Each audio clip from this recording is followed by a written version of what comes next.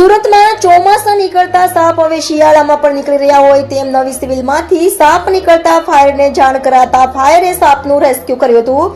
સુરતમાં ચોમાસા દરમિયાન સરીસૃપ બહાર નીકળતા હોય છે ત્યારે શિયાળામાં પણ સાપ દેખાવાનો કિસ્સો સામે આવ્યો છે। સુરત સિવિલ હોસ્પિટલમાં સાપ નીકળતા નાસભાગ બચી ગઈ હતી। બનાવને લઈ નવી સિવિલ હોસ્પિટલના સ્ટાફ દ્વારા ફાયર બ્રિગેડને જાણ કરાઈ હતી, જેથી તાત્કાલિક ફાયર બ્રિગેડની ટીમ નવી સિવિલે પહોંચી ત્યાંથી સાપનું રેસ્ક્યુ કર્યું હતું। મારું નામ છે માર્શલ લીડર દિનેશ કાકુડે। સિવિલમાં કોલ આવેલો છે સાપનો 7:09 અમે કોલ મળેલું છે। અમે સિવિલમાં 10 મિનિટમાં પહોંચી ગયા છે। પછી અમે રેસ્ક્યુ કરીને અમે લઈ જયેલા છે। અમને ખુલ્લા પ્લોટમાં છોડી દેવું પડે એને। આ સાપ કેવો છે? ઝેરીલું છે કે નથી?